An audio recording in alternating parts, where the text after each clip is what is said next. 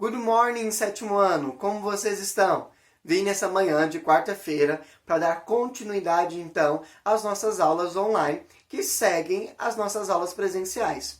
E hoje vocês teriam 2 aulas de geografia, uma aula de inglês e 2 aulas de história. É por isso que a sequência desse vídeo, a ordem das disciplinas, continua a mesma. A primeira aula será de geografia com o Mr. Tiago. A segunda aula será de inglês com o Mr. Stephen e a terceira aula será de história com a Miss Aires. Lembre-se, você pode voltar a assistir os vídeos quantas vezes forem necessárias. Para isso, basta que você venha aqui na descrição desse vídeo e clique nos minutos e nos segundos exatos e você será encaminhado para a parte daquela disciplina, ok? Eu espero que vocês estejam gostando dessa modalidade, dessa forma de chegarmos até vocês. Qualquer dúvida, pode entrar em contato conosco e não deixe de deixar os seus comentários aqui, elogiando os professores, ok? Fiquem com Deus e até amanhã.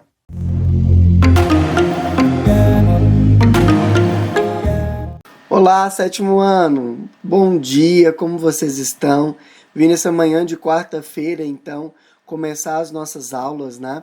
Toda quarta-feira nós temos 2 aulas de geografia e daí então eu vim para trazer essas aulas para a gente continuar com os nossos conteúdos, a gente fazer algumas revisões e hoje eu gostaria de também corrigir a nossa atividade da semana passada. Então, por isso, essa aula está um pouquinho mais extensa. Eu gostaria que você prestasse muita atenção e, caso houvesse necessidade, você voltasse a assistir esses vídeos quantas vezes você achar que for necessário, ok? Vamos lá? Pegue o seu livro, nós vamos abrir na página 32, ok? Capítulo 2, tá aí, a população brasileira, do seu módulo 1. Então, pega seu livro, módulo 1, página 32, capítulo 2, a população brasileira. Aproveite e pegue seu caderno também, já faça o cabeçalho de hoje, tá ok? Vamos lá? Começar? Lembra como é que você vai colocar o cabeçalho? Então, num caderninho, já faça o seu cabeçalho aí. Como é que é o cabeçalho? Athletics School Goiânia. Não é isso?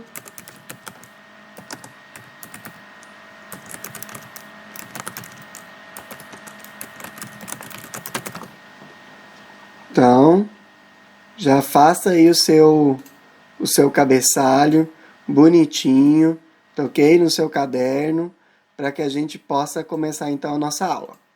Beleza? Fez o cabeçalho, porque nós vamos escrever alguns conceitos, então é importante que você acompanhe toda essa aula. A população brasileira, então vamos falar um pouquinho sobre o povo brasileiro, não é? E para começo de conversa, aqui é uma imagem que retrata bem um pouco da grande diversidade que nós temos no nosso país, que nós temos no Brasil. O Brasil é um país enorme territorialmente, ele é conhecido, né, como um país continental por causa do seu tamanho territorial, e aí dentro do nosso território nós temos uma diversidade cultural muito grande, uma diversidade de pessoas, de culturas, né, muito grande, muito retratado nessa imagem aqui do Militão dos Santos. Bom, vamos pular essa página 32, vamos para a página 33, onde diz que nós somos uma população numerosa. E aí aqui eu já queria fazer um adendo. Nós vamos prestar bastante atenção, porque nós podemos dizer que o Brasil é um país populoso. E aí, se você quiser, você pode vir, grifar essa palavra aí, essa palavra populoso, tá? Destaque essa palavra. Porque sim, nós somos uma população bastante populosa. O Brasil é bastante populoso. Quando nós falamos do Brasil, nós vamos vendo que em questão dos países mais populosos do mundo, nós ocupamos o quê? O quinto lugar, né? O Brasil, ele ocupa o quinto lugar. Nós estamos entre os 10 países com maior número de pessoas no mundo. E aí nós temos aqui, ó, primeiro país, quem que é? A China, e depois nós temos a Índia, depois nós temos os Estados Unidos, né? Nós vamos tendo aqui a Indonésia com 242 milhões e depois o Brasil com 202 milhões de habitantes. Isso com os dados de 2013, ok? E nós podemos dizer então que o Brasil é um país populoso. Mas aí, anote aí no caderno de vocês, ó. Quando nós falamos, né, de um país populoso, nós estamos nos referindo ao quê, pessoal? Ao número de habitantes. Então, sempre que nos referimos a um país populoso, nós estamos nos referindo ao número de habitantes. Nós estamos nos referindo a quantas pessoas há naquele lugar. E a esse número de habitantes, nós chamamos de quê? De população absoluta. Então, qual é a população absoluta do Brasil, segundo os dados do IBGE de 2013? Bom, segundo os dados do IBGE de 2013, a população absoluta do Brasil é de 202 milhões. E por isso o Brasil pode sim ser chamado de um país populoso, ok? Entretanto, muita atenção, porque populoso é diferente de quê? De povoado. Então, populoso e povoado não são a mesma coisa, tá? Não se trata do mesmo conceito. Eles são conceitos diferentes. Então, populoso e povoado não é a mesma coisa. Populoso se refere a quê? Ao número de habitantes. Só que povoado se refere ao número de habitantes dividido pela sua área, dividido pelos quilômetros quadrados ali daquele país. Então, prestem atenção, vamos olhar para esse mapa aqui. O Brasil é o quinto maior país, né, populoso do mundo. Nós temos 202 milhões de habitantes. Entretanto, o Brasil, ele também é um país enorme em questão continental. A nossa população, ela se concentra muito no nosso litoral. Então, a população brasileira, ela está concentrada aqui, ó, no litoral do Brasil. E aí, isso faz com que nós tenhamos algumas áreas bastante povoadas, densamente povoadas, e nós temos outras áreas, como é o caso da região norte do Brasil, com pouca população. E aí nós vamos dizer que são áreas pouco povoadas. Então, muito cuidado, porque nós podemos dizer que o Brasil é um país populoso, mas nós não podemos dizer que o Brasil é um país povoado, tá? Porque o Brasil ele é pouco povoado.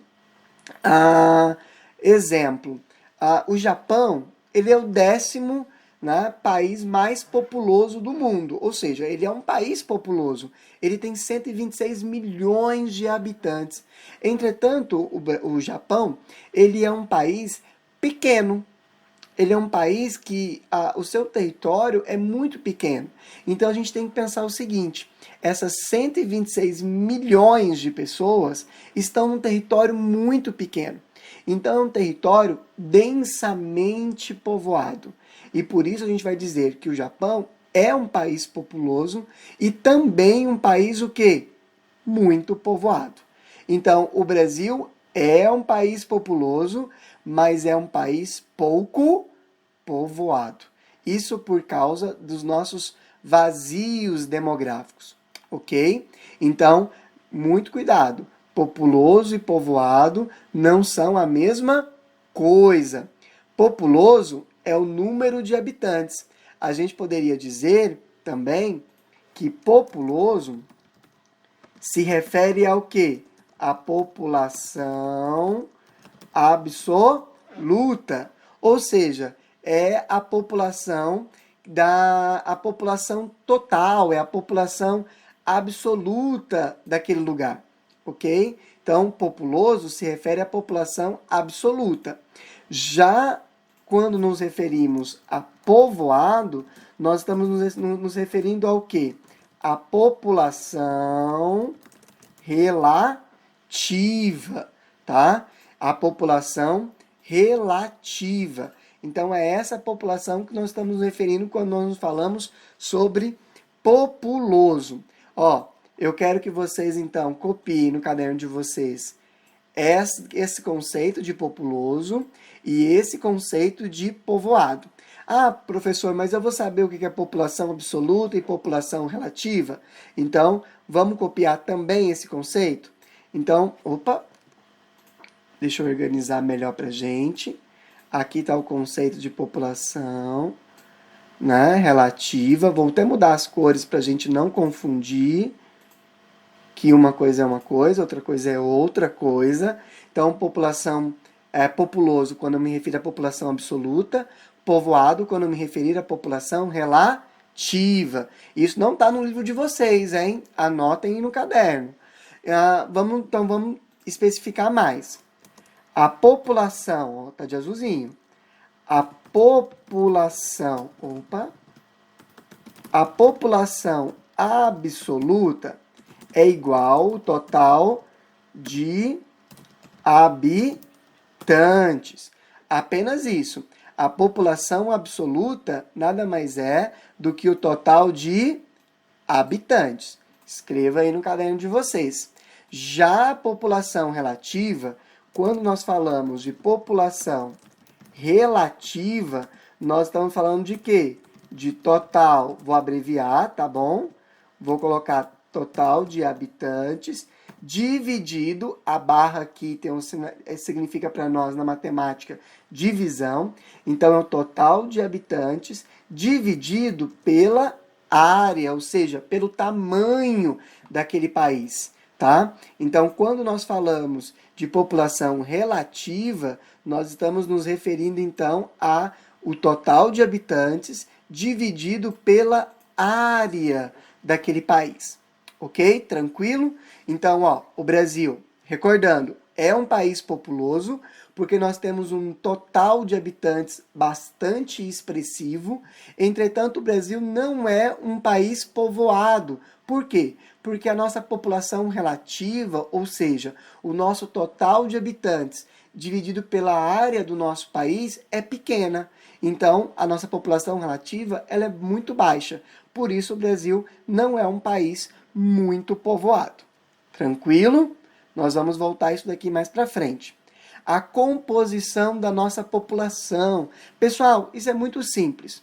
Eu quero que vocês sempre lembrem que quando nós falamos, né, de Brasil, nós estamos falando de uma população o quê? Miscigenada, uma população formada pela miscigenação. E o que é essa miscigenação? Tá aqui, ó. A miscigenação, pessoal, é o sinônimo para mistura de povos. Então, quando nós falamos que o Brasil ele é um país miscigenado, é porque o Brasil ele é um país formado por uma mistura de povos. Nós vamos ter aqui, ó, povos que foram trazidos da África.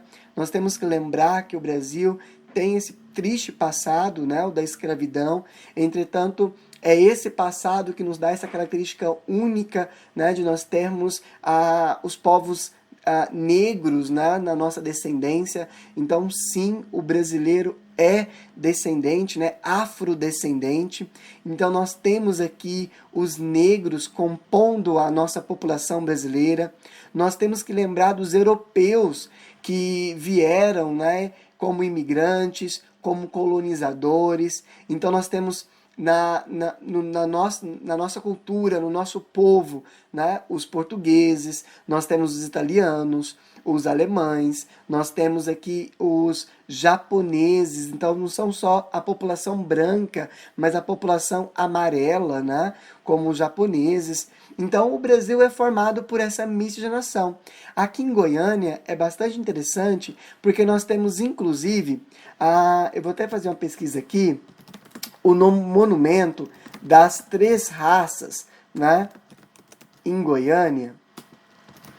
Isso aqui não estava planejado, mas eu queria só mostrar para vocês o próprio monumento das três raças que aparece em Goiânia é a simbologia dessa miscigenação. Você vai encontrar o monumento das três raças lá na Praça Cívica e ela vai simbolizar para a gente esses três povos. Nós vamos ter aqui, né, esses três homens segurando, né, essa pedra que seria a pedra fundamental de Goiânia, que seria simbolizando o negro, o índio e o branco, que fazem parte, né, da nossa história, faz parte da nossa cultura, dessa miscigenação. Nós temos aqui o índio, nós temos aqui a representação do negro, perceba que ele está descalço, né, simbolizando o negro, mas ele está aqui de bermuda, ele é um negro escravo. Aqui nós temos o índio, né, descalço, nu. Se a gente olhar para as feições dele, são feições que nos lembram a população indígena. E aqui nós temos o branco, né? Tá de calça, sapato, era o colonizador. Então aqui nós temos a figura do branco. E esses somos nós. Nós somos a mistura de todos esses povos. E isso nos faz únicos, né? Nos faz brasileiros, nos fazem únicos. Bom, pessoal, o crescimento da população brasileira. A população brasileira, ela vem crescendo, né, exponencialmente nos últimos anos. Nós temos um crescimento da população brasileira. Entretanto, aqui, novamente, é necessário que a gente faça duas diferenças. A gente faça a diferença do crescimento, e aí eu gostaria que vocês anotassem no caderno de vocês, do crescimento natural, ok? Nós vamos ter o crescimento natural e nós vamos ter um outro crescimento que é o crescimento vegetativo, que são coisas diferentes. O crescimento natural, a gente vai poder chamar ele de CN, crescimento natural. O crescimento vegetativo, a gente pode usar como sigla o CV, ok? Crescimento vegetativo, CV. E aí nós temos então a diferença entre crescimento natural e crescimento, vou até mudar a cor aqui de novo, e o crescimento vegetativo. Não consegui, agora consegui mudar a cor. O crescimento natural e vegetativo. O que é o crescimento natural? O crescimento natural é aquele crescimento que se dá naturalmente, né? E como é que a população ela cresce naturalmente? Através do número de quê? De nascimentos. O que a gente vai chamar de taxa, vou deixar aqui, número de nascimentos, né? Que vai formar, esse número de nascimento, vai formar o que a gente conhece como taxa de natalidade. A taxa de natalidade. Então, quando nós nos referimos ao crescimento natural, nós estamos falando de um número de nascimentos, ou seja, da taxa de natalidade. Quando nós nos referimos ao crescimento vegetativo, nós estamos nos referindo aí não só ao número de nascimentos, tá?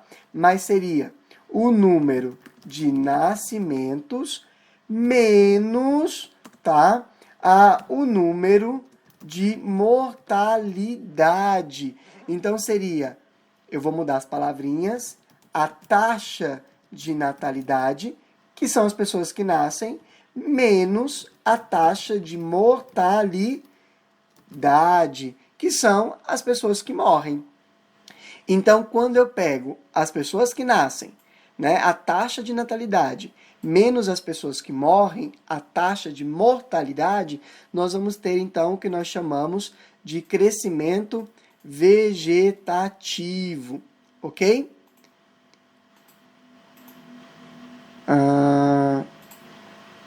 Queria só, para não confundir, não estou conseguindo mudar a cor. Enfim, deu para entender, né? Crescimento natural, número de nascimentos, pode ser chamado também de taxa de natalidade. O que é a taxa de natalidade? É o número de nascimentos a cada 1.000 habitantes. A taxa de natalidade menos a taxa de mortalidade vai me dar o crescimento vegetativo, ok? Da população brasileira. Então aqui, o que está expresso aqui não é o crescimento natural, mas sim o crescimento vegetativo da população. Porque aqui nós já estamos desconsiderando o quê? As pessoas que morrem. Vamos lá? Por que a população está crescendo cada vez menos? Aí, pessoal, atenção, ó. A taxa de natalidade do Brasil, ela vem caindo ao longo dos anos. Em 1950, a nossa taxa de natalidade era de 2,99.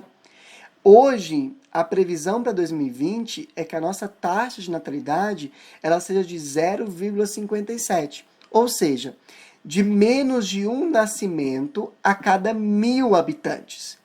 Essa é uma taxa de natalidade bastante baixa.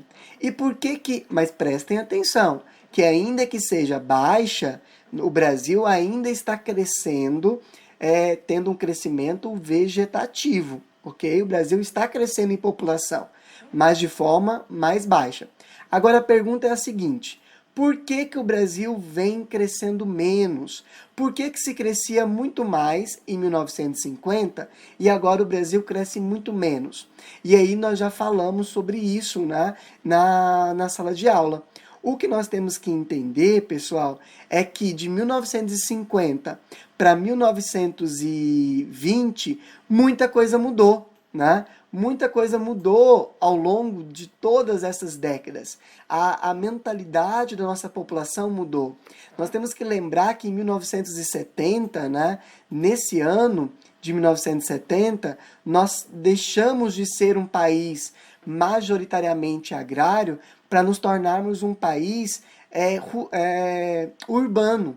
A população deixou o campo para morar nas cidades. É um processo que nós chamamos de êxodo rural. E aí a lógica de ter filhos também muda.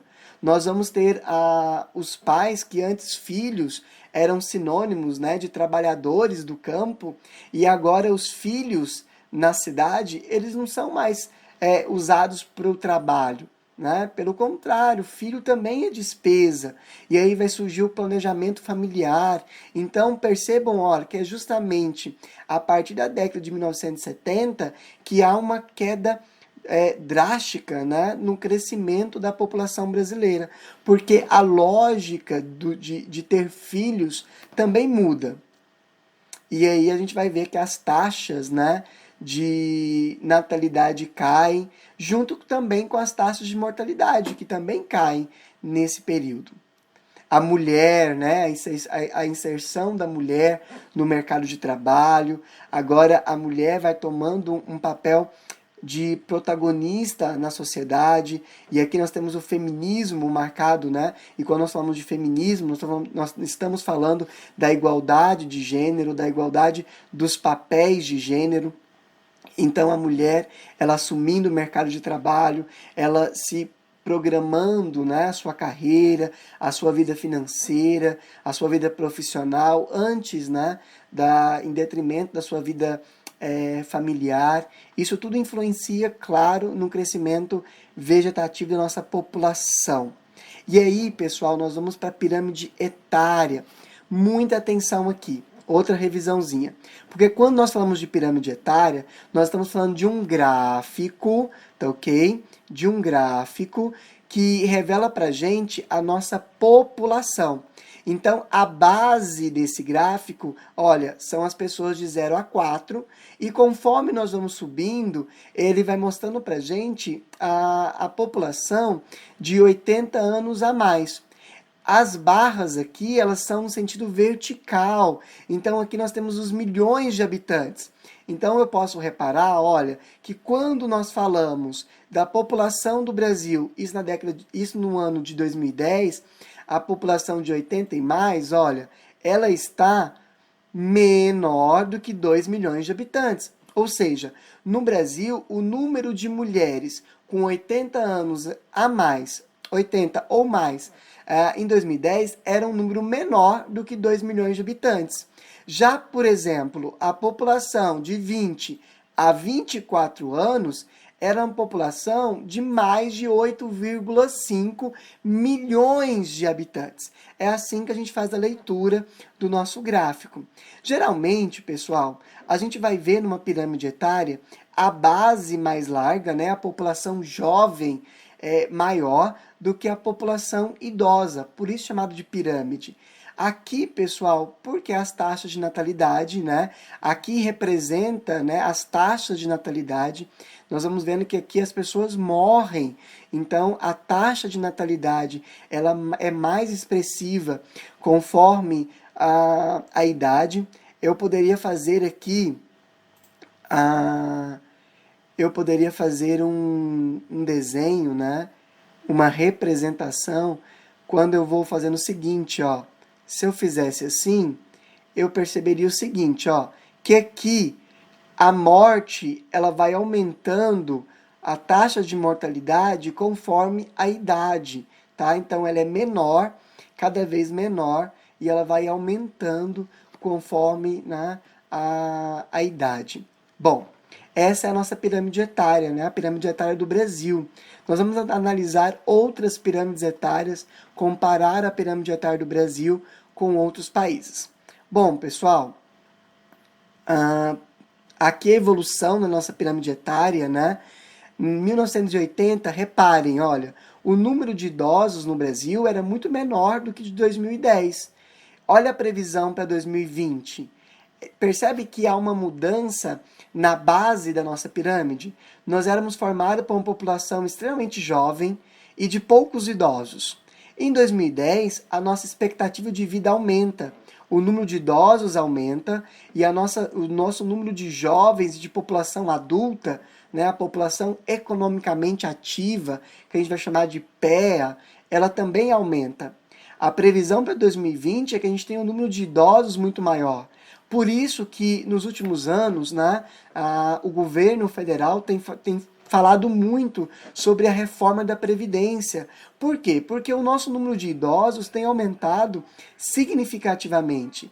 E aí a Previdência Social, ela tem se tornado insustentável da forma como ela era de antigamente. Olha, de 1980 para 2020, muita coisa mudou. Então a gente tem que mudar também, claro, as políticas públicas, né? A expectativa de vida da população brasileira, ela aumentou. Então isso é claro.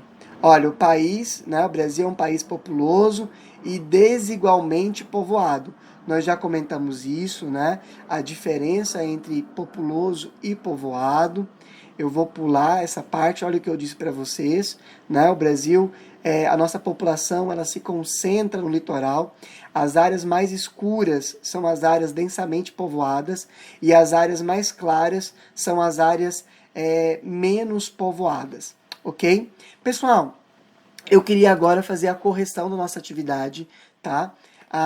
Rapidinho, aqui tem algumas coisas que eu preciso que a gente se atente. Vou ver se dá para aumentar um pouquinho mais isso, para a gente poder fazer essa revisão. Vamos lá? Compare as pirâmides etárias abaixo e responda as questões. Nós temos uma pirâmide da Argentina, que é muito parecida com a pirâmide do Brasil, né? Onde nós temos a base bastante larga.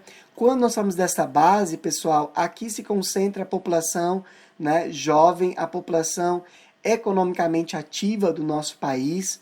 Aqui nós já temos a população de idosos, né? Então nós temos aqui, olha, uma base larga e a ponta, né, aqui estreita. Já quando nós falamos de países desenvolvidos, países ricos como o Japão, reparem que a base, deixa eu deletar isso daqui. Reparem que a base, ela já é mais estreita, né? Ela é invertida, é uma pirâmide ao contrário. E quando nós pegamos aqui, ó, a ponta, né, aqui da pirâmide, nós vamos vendo que ela é muito mais larga do que a nossa. Vamos lá para as perguntas? Qual país tem a maior quantidade de pessoas acima de 60 anos? Então, ele está perguntando qual país tem a maior quantidade de pessoas acima de 60 anos. Então, ele quer saber dessa população aqui, ó. Então, vamos pegar do Brasil. Então, dos 60 anos para cima é aqui. E a mesma coisa nós vamos encontrar aqui. E essa é a do Japão, ok? Pessoal, muita atenção para as escalas aqui, ó, embaixo, que estão diferentes. Aqui em milhões de habitantes, olha que o Japão vai de 0 a 5 milhões, e aqui o do Brasil de 0 a 2 milhões, ok? Então tem essa diferença, cuidado. Qual país tem a maior quantidade de pessoas acima de 60 anos? O Japão, óbvio. Aqui nós vamos vendo que o pico dele é muito mais largo do que o nosso, né? Olha aqui, de 65 a 69, ele tem quase 5 milhões de habitantes, né, de idosos. E aqui, ó, nós não. Então, ele tem muito mais idosos do que do que a Argentina, sem sombra de dúvida. Qual país apresenta o maior número de jovens? Como você obteve essa resposta? Então vamos lá. Ó, olha o número de jovens aqui da Argentina. Quando eu pego a base da Argentina, eu percebo que ela é muito mais larga do que a base do Japão. Mesmo que as escalas aqui elas sejam um pouco diferentes, nós vamos ver que a população aqui, ó, a população jovem, ela é muito maior. Vamos pegar a população jovem aqui de, né, até 35 anos. Olha, da Argentina é muito maior do que a população do Japão. Isso fica evidente para a gente na pirâmide etária. Qual país apresenta a menor expectativa de vida da população? Como você obteve essa resposta? Pessoal, simples. A Argentina, né? Como é que a gente sabe disso? Porque o ápice da pirâmide é mais estreito. Se o ápice da pirâmide é mais estreito, significa que a gente tem menos idosos. E por que a gente tem menos idosos aqui? Por que a população adulta não chegou à população idosa? A quantidade de população adulta não chegou à população de idosos? Porque aqui houve mortes, né? A taxa de mortalidade aqui foi alta. Então isso significa que a expectativa de vida é baixa, ok? Número 2. Leia a manchete. Em 10 anos, diminui o número de crianças e aumenta o de idosos no Brasil. Lembra? Aquela mudança na configuração da população brasileira. De acordo com o que você estudou, quais são os principais fatores que explicam o processo descrito pela manchete ao lado? Pessoal, é bem simples, né? Nós temos aqui o processo de urbanização das cidades. Então, o êxodo rural mudou toda a lógica, né, de ter filhos. Nós temos a inserção da mulher no mercado de trabalho, né, a mulher como protagonista na nossa sociedade. Nós tivemos o avanço da medicina, né, os novos métodos anticoncepcionais, que agora são cada vez mais comuns. Nós temos a questão, né, da própria educação do Brasil, que tem melhorado. Então, nós temos aí a questão do planejamento familiar. Então, são várias as questões que nós poderíamos elencar aqui, que contribuíram para a mudança, né, da configuração da população brasileira, para que houvesse uma queda no número de crianças e um aumento no número de idosos. Ok? Agora a página 45, o para fazer em casa. Quais fatores influenciaram o crescimento da população brasileira entre os séculos XIX e o século XX? Pessoal, sem sombra de dúvida, o principal fator foi o quê? Foi o de imigrantes. Durante esses períodos, pessoal, do século XIX, houve uma crise, né, econômica muito grande na Europa. E aí muitos europeus, italianos, alemães, holandeses vieram para o Brasil. Uma grande quantidade de asiáticos veio para a América, né, em busca de novas oportunidades de vida. Nós temos até uma novela muito famosa no Brasil que lembra esse período, que é o Terra Nostra. Já no século XX, nós tivemos as nossas guerras mundiais, crises econômicas, tivemos guerras, a Primeira Guerra Mundial, a Segunda Guerra Mundial, e tudo isso atraiu muitos migrantes para o Brasil. E além das migrações, né, nós tivemos o próprio crescimento natural da população, né, o crescimento vegetativo, nós tivemos as melhorias de condições de saúde, ou seja, caiu o número de mortalidade, né, o número de pessoas que morria, e isso fez com que o Brasil crescesse cada vez mais, ok? Número 2. Atualmente, o crescimento da população brasileira tem aumentado ou diminuído? Justifique a sua resposta. Pessoal, a população, ela tem o quê? Ela tem aumentado, porém que em ritmo lento, né? Porque o crescimento da população, ela atualmente o crescimento da população tem aumentado ou diminuído? Justifica a sua resposta. Tá. A população, o crescimento, ela tem aumentado, pessoal. Entretanto, em um ritmo lento, ou seja, a proporção em porcentagem é cada vez menor. É aquele gráfico que a gente viu lá em cima, ó, lá na página. Se a gente pudesse retornar aqui, não foi uma boa ideia, mas se eu pudesse retornar, olha aqui, ó, lá na página 38, 37, tá? A gente tem visto um crescimento natural cada vez menor. Entretanto, a população, ela tem crescido sim, né? Cada vez maior, cada vez, apesar de um ritmo mais lento, ok? Vamos para... Opa, eu acho que eu avancei muito. Ainda na página 45, número 3. E aí a número 3 diz o seguinte pra gente. Calcule a densidade demográfica dos países e complete a tabela abaixo. Pessoal, como é que eu encontro esses valores aqui, ó? Lembrem-se, a gente falei lá em cima, a densidade demográfica nada mais é do que a população absoluta, né? Ou seja, o número de habitantes dividido pela área. Então, quando eu falo de densidade demográfica, eu também estou falando aqui, pessoal, de quê? De população relativa. Então, densidade demográfica é o mesmo que a população relativa, tá ok? Como é que eu vou fazer isso? É só eu pegar a população e dividir pela área. Então, aqui, ó, para você encontrar esse valor, é bem simples. Você pode fazer isso na calculadora, sem nenhum problema. É só você pegar os 35 mil e você dividir ele pela área, que nesse caso é 2. Quando você pegar 35 mil dividir por 2, você vai ter o resultado de 17.500 habitantes por quilômetros quadrados. Olha o quanto Mônaco é densamente povoado. É muito povoado. Singapura tem 7.570. San Marino tem 550.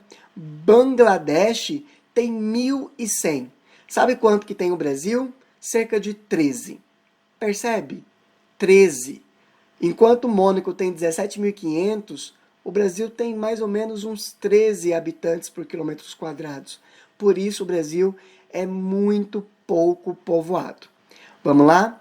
Veja o lado abaixo, no mapa abaixo, ao lado, a densidade demográfica do Peru.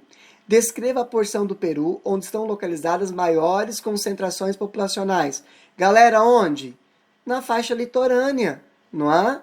Aqui, ó, no litoral do Oceano Pacífico, onde está mais escuro, ok?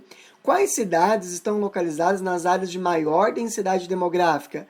Pessoal, todas essas, ó, Talara, Piura, Chiclayo, Iquitos, Tarapoto, Pucallpa, Calau, Lima, Tacna, Ica, todas essas cidades estão em áreas densamente povoadas, ok? Cite pelo menos 3 cidades do Peru com mais de 25 habitantes por quilômetros quadrados e que não estejam localizadas no litoral. Pessoal, ou seja, áreas que estejam mais afastadas. Olha aqui, Iquitos, Tarapoto, Pucallpa, né?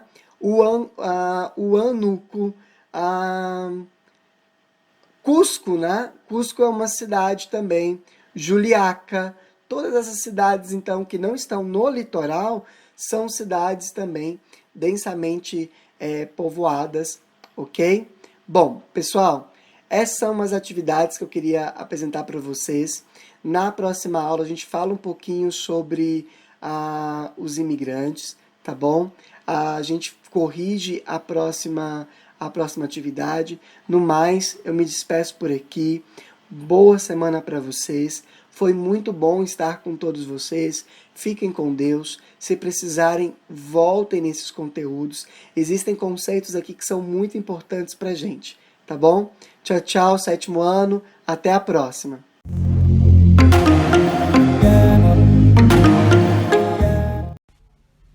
Tudo bem, galera do 7º ano? Assim como eu disse no vídeo para vocês, no vídeo 2 e no vídeo 1, esse aqui é o 3º vídeo onde eu estou trazendo as resoluções, os resultados, certo? As correções dos exercícios passados no 2º vídeo, na 2ª etapa.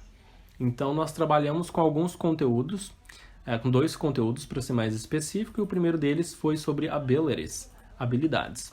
Então, aqui eu dei uma modificada na parte dos exercícios para eu estar conseguindo resolver sem modificar muito, sem editar muito, ou desconfigurar muito a página.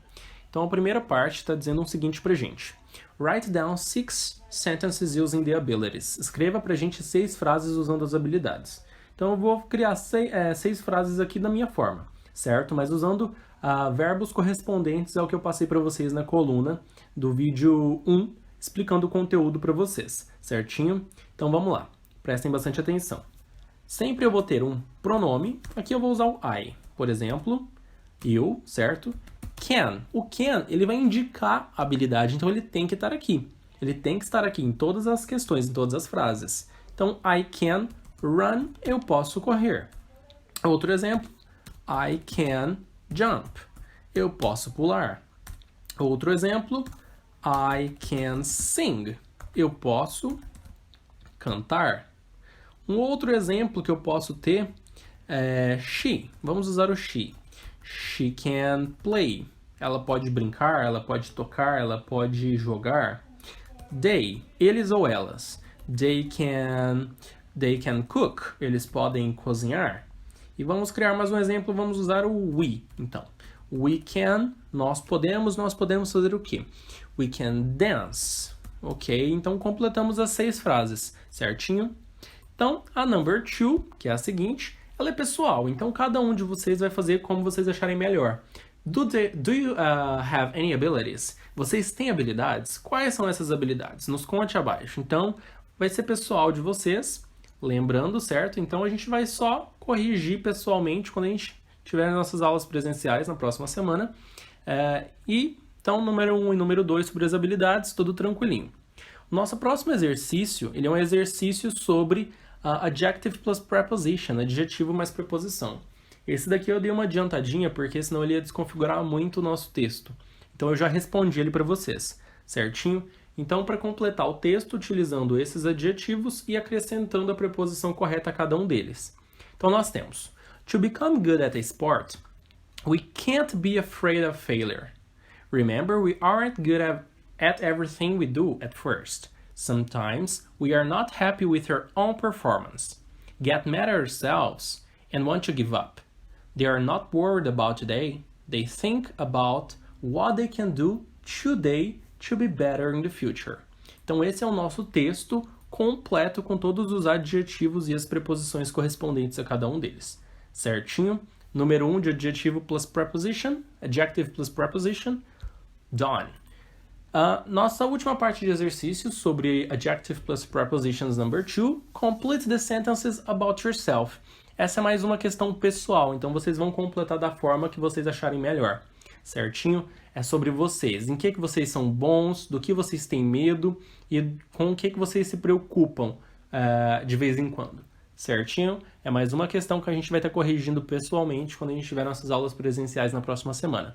Então até mais, galera. Tchau, tchau.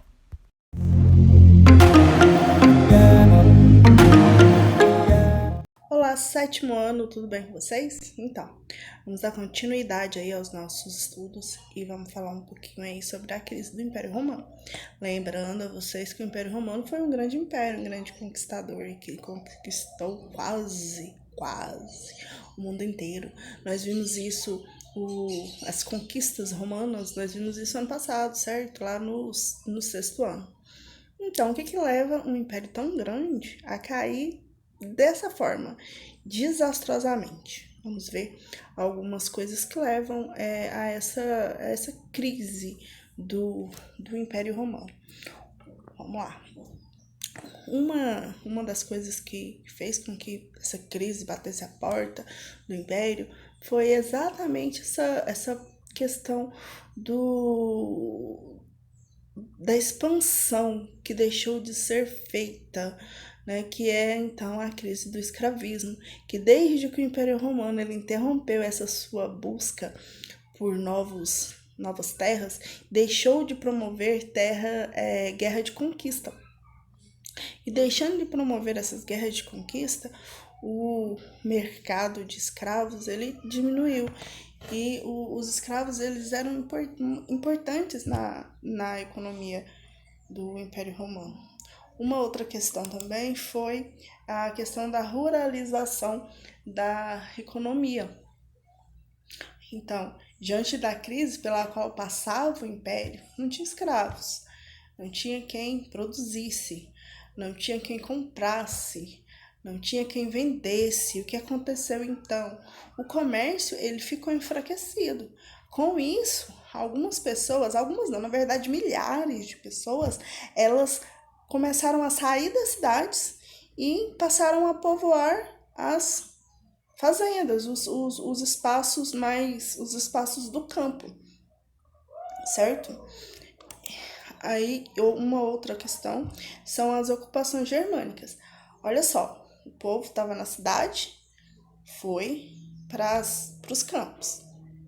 O Estado, que arrecadava bastante com essas cidades, ele passou a arrecadar cada vez menos. Arrecadando cada vez menos, ele pagava cada vez menos os soldados. Sem soldados, as fronteiras ficavam expostas. Se as fronteiras estão expostas, sem soldados, e em volta tem um monte de bárbaros, um monte de povos romanos não, um monte de povos germânicos, o que acontece então? Esses germânicos começam a invadir essas terras que eram do Império Romano. O que fazer então? Né? Olha só, você está vendo aí que essa é a base, esses três fatores. A crise do escravismo, que gera uma ruralização, que gera aí essa falta de gente para vigiar, para conter as invasões nas fronteiras, começa a cair, começa a ruir essa estrutura que é tão gigantesca. É tão gigantesca, mas tão gigantesca, que o que eles pensam então? Bora dividir esse negócio, né? Bora dividir. E foi isso que aconteceu. Dividiram o Império Romano em duas partes, tá vendo aí? Uma parte laranja e a parte lilás. O Império, então, ele foi dividido entre o Império Romano do Ocidente, que é essa parte de laranja, e o Império Romano do Oriente, que é essa parte lilás aí. Cada parte, cada império tinha sua própria capital. A capital do Império Romano do Ocidente é a conhecida até hoje, né? Roma, que fica na Itália. E o Império Romano do Oriente, ela tem como capital Constantinopla, que foi o que eu pedi lá, um trabalho para vocês, então eu não vou contar aqui no vídeo que cidade é essa, tá? Quando a gente voltar, a gente vai falar sobre o trabalho que eu pedi para vocês e a gente vai falar aí sobre essa capital nos dias de hoje, né? Constantinopla no dia de hoje ela ainda existe. Quem fez o trabalho sabe que sim, né? Então, continuando aqui. O Império Romano do Oriente, ele era chamado também de Império Bizantino. E, enquanto o Império Romano do Ocidente era invadido pelos bárbaros, o Império Romano do Oriente, ele se desenvolvia bastante através do comércio. E a cidade começou não só a crescer, mas ela começou também a se desenvolver. A capital de Constantinopla, era a capital aí do Império Romano do Oriente, ela ficava num local bem estratégico entre a Ásia e a Europa, e que é uma região ali de passagem de rotas tanto comerciais quanto rotas marítimas. Então, vamos lá. O comércio marítimo era feito por embarcações de grande e pequeno porte, e o comércio terrestre era feito por animais dentro dos limites aí da cidade. Por causa do comércio, Constantinopla então se tornou uma cidade gigantesca, uma cidade enorme e uma cidade onde a cultura dela passou a ser bastante numerosa, certo? Então tá aí um resumão do que foi de como que foi, do que aconteceu para favorecer a crise do Império Romano e também por que Constantinopla se tornou essa cidade numerosa que talvez sim ou não, sim, né, existe até hoje. Gente, saudade de vocês. Espero que em breve a gente possa se ver, né? E assim, peço para vocês fazerem a página 27, 28 e 29 do livro. Com essas informações do vídeo que eu passei para vocês, vocês conseguem responder aí as questões dessas páginas. E depois a gente volta para falar um pouquinho sobre as questões e para falar um pouquinho aí do trabalhinho que eu pedi para vocês, tá? Beijinhos, morrendo de saudade de vocês. Espero que essa crise passe logo e a gente possa se encontrar, tá ok? Abraços.